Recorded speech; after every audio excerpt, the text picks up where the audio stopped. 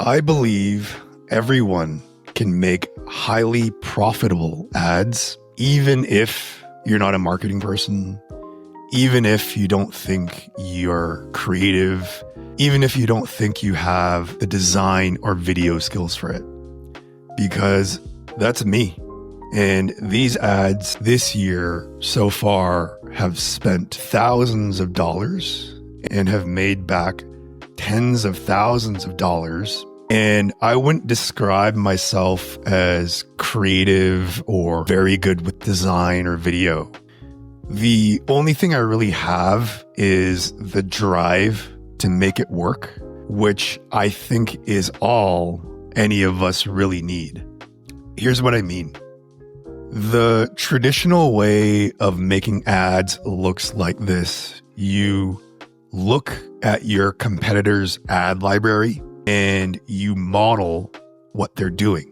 And having spent 21 million bucks on ads, I think this is a good starting point and gets you in the motion of making ads to grow your business. But there's another way to do it on top of what you do here that can help you with making your ads profit for you faster. And in this video, I want to show you what I consider the less traditional way, but a very effective way of coming up with highly profitable ad ideas with the help of AI. Because the reality is, without strong ideas as the foundation of your ads, the execution that you do with hooks and copy and tactics mostly goes to waste. I'm of the conviction that a great idea with poor execution will usually outperform a mediocre idea with great execution. Although, of course, what we shoot for is great ideas with great execution. And related to this is this concept that we like, which is the one of the best ads aren't actually ads. Instead, the best ads are content that should be ads. This is what I tell the 30 plus brands that we work with at any given time in our program that you can find a trial to in the description below. And here's an example of what I mean by that. Let's watch this content together and let's not click the dislike button. All right, let's roll. Ninja Creamy recipes. You know we have to hit something with our new grass-fed peanut butter cup. I want to make something really nutrient dense here, so I'm also going to add in some egg yolks. And if you think that's weird, you're honestly pretty dumb because egg yolks are one of the most nutritious foods on earth and they have been used in ice cream forever. Oh my God. First, let's put some dairy, some of that whole grass-fed milk in there. That's going to give us potassium, some calcium. 1 egg yolk. Throw her in there. 2 egg yolks in there. And 3 egg yolks. Throw her in there. For the protein, I'm gonna do 3 big scoops. All right, here's some action. Just pay attention and we'll debrief after this. Of our peanut butter whey. 1 big scoop. That's 20 grams of protein. We're now at 40 grams of protein. And we are now at 60 grams of protein. There's organic peanut butter powder in there. It's just so delicious. I can smell it right now. I know this is gonna be fire. Let's blend this up and throw it in the Ninja Creamy. We had to upgrade our game. We got a stainless steel Ninja Creamy thing. Let's go. Let's pour this in there. We're talking a little over 70 grams of protein in here. Throw it in the freezer, then let's throw it in the Ninja Creamy. We are back. This thing's been in the freezer. Dude, feel this. This thing's cold, bro. It's cold, man. It's colder than your heart, bud. Hey, man. All right, let's throw this thing in the Ninja Creamy. All right, you want ice cream? Ice cream. 100%. Okay. Austin wants ice cream. I definitely want ice cream, bud. Peanut butter. Whoa. Looks crazy, dude. That is crazy. That's wild. As a scientist, what happened here? It kind of looks like the peanut butter kind of got extracted. There is organic peanut butter powder in our protein powder, so it looks like there was like some separation, but it looks All right, that's good enough. Notice what consumers will naturally think when they watch this piece of content that isn't actually an ad, like it's not being run as an ad, it's not a sponsored post. There's no ad dollars being put behind this piece of content, but what's being done here makes it a great ad. Consumers will think thoughts like, where can I get that protein powder? We didn't make this piece with a focus on the product. He didn't talk about the features or the benefits of the product. He simply used the product while making content that aligns with the identity of the consumer. It's a great example of identity-based marketing. What do we mean by that? Like if we take a quick look, or a careful look rather, we can see some nuances, right? We can see stainless steel Ninja creamy container as opposed to plastic. For people who his product is made for, that is something meaningful. That is something that they identify with. Another nuance, the product itself is grass-fed. For his consumer, they care about that feature. But he's not harping on it, saying how it's the best grass-fed whey protein ever because of XYZ reason. If we scroll back a little bit, we can see he's using raw milk here. Again, very aligned with his consumer and what they identify with. Only those who would be interested in the type of product that he's selling, which is his protein powder, care for the nuance and the fact that he's using raw milk. And then later on, maybe it was earlier, he's using egg yolks. And that's something, again, that his consumer cares about. His consumer believes that egg yolks are healthy and is sort of anti-thinking that egg yolks are bad for you and bad for your cholesterol.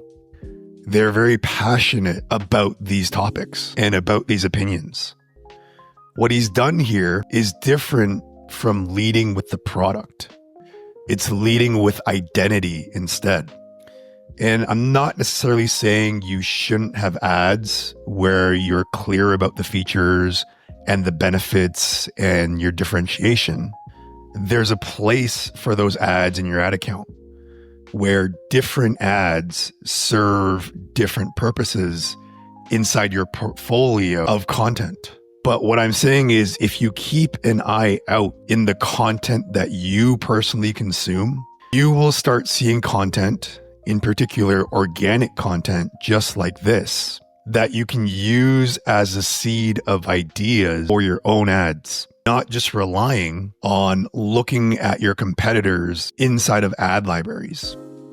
And I like to do this with what I call the magician method, and AI actually helps me with this. And it's based on the concept of not paying attention to what the magician is making the audience pay attention to, but rather directing your attention to what the magician is doing with their hands. You pay less attention to the trick and more attention to how they're doing the trick.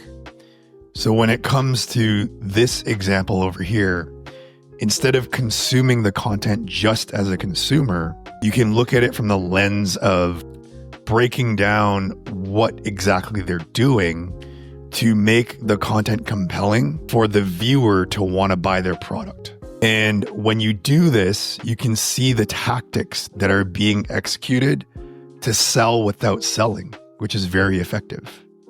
And here's why I think and I like borrowing ideas from organic content compared to just modeling what you see in ad libraries. And it's because organic content creators know that there's not going to be ad dollars backing their content to amplify their distribution. If the content isn't compelling, distribution is going to be capped. But with people who make ads, including myself, there's a presumption that traffic will be generated no matter what because we're putting ad dollars behind it. So there's this little energy that can be missing when you look only at the content of what advertisers are doing in their paid ads. Whereas with organic content, that energy is there. The energy of, if I don't make this good enough, and if I don't make this compelling enough, it's just not going to get seen, which makes organic content quite helpful to borrow from because they have to make it compelling for it to be seen. There's no other way for the distribution to happen. And there's a mental cue I like to encapsulate this, and that is don't make ads, make content that can sell without ads. Because when you put ads behind it or add dollars behind it, it can amplify its effectiveness. Here's another example with Natalia over here. And just scrolling through, you can see it's quite organic. But you can also see, as I'm scanning through, there are certain videos where there is a product that's being featured. So let's pop open this video with 5 million views. And you can see here the contraption that's on the wall is actually one that she is selling on her store. And it sells for $900. And if we actually click in and take a look at the product and we scroll down, there's a fair amount of reviews coming through. And at that price point, it's quite meaningful. Because keep in mind, not everybody who buys leaves a review. So this current ratio of 51 reviews, although might look small relative to products that are priced at, let's say, $25, there's been a fair amount of people who have bought this. So let's take a look at what she's doing here.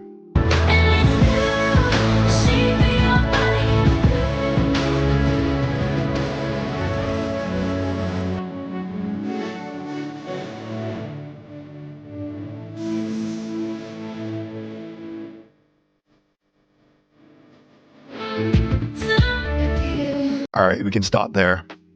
What we can see is it's mostly just demonstration. And there isn't any selling happening. There isn't even a call to action. Yet people will be interested in it, such as Samir over here saying, can you please share the link for this equipment? And what's subtle here is that even though it's just demonstration, there is a level of identity marketing that's happening here at a very subtle level.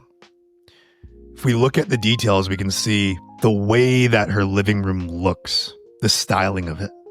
We can see what her physique looks like. We can see the skills that she has in using the product. To me, it's aspirational marketing without being too hard on the nose, where she's outright saying, hey, if you get this product and if you buy it and install it, you are going to have a home that looks like mine, and you are going to look like me, and you're going to be able to do the moves that I'm doing. She doesn't have to say any of that.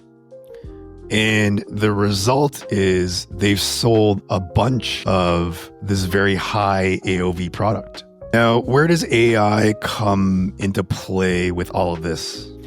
In my experience, it comes into use as your investigation partner. You feed the AI the ads you have, and you have it tell you what the magician, aka the content creator, is doing. So that even if you're not a marketer, even if you're not creative, even if you can't see the things that someone who might be a marketer can point out, AI can help you do this so that you can see what's working and then cross-pollinate it over to your industry and your product. For example, with the Santa Cruz Medicinals ad, I gave it to AI, and it's done a really detailed analysis of the subtleties from a marketing level of what's going on.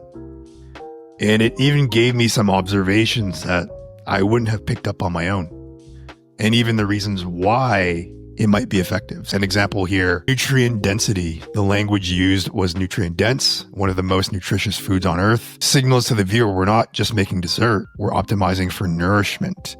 And the cultural cue, which is very nuanced, it appeals to Weston A. Price ancestral health ideas where raw dairy and egg yolks are respective for their nutrient profile. And the reason why I know this is actually a meaningful observation is because the content creator, Santa Cruz Medicinals, they've mentioned Weston A. Price as an expert they reference, who their consumer and their audience is also familiar with. Again, over here, the AI caught that stainless steel creamy cup over here. And the subtext that's being communicated is, we care about toxic load, sustainability, and avoiding plastic. It's a great observation because it's what they're doing to resonate with their audience without saying it outright. and like saying the words, we are on the same page because you and I both don't like plastic. Instead, they're demonstrating it and showing that they're in the same tribe. And down here, it even gives a breakdown of why it's so compelling to their audience. And then in part 3, it's giving us some instructions on how to model this for other products. And it even gave an example of if selling an herbal tincture, doing an end of day wind down routine would be an expression of starting with the lifestyle and not the product. Another example in step 2 over here, instead of this tincture has 14 adaptogens, here's why it's better, which makes it obvious that trying to sell really hard, they say, end of day, I just want to sleep deeper and feel less wired. This combo helps, which speaks to the benefit of what people are trying to get after as consumers. Number 4 over here, we have show off your tools or process as a bonus, in that you're signaling taste, intention, and values as opposed to saying them outright, which can be a little bit too hard on the nose.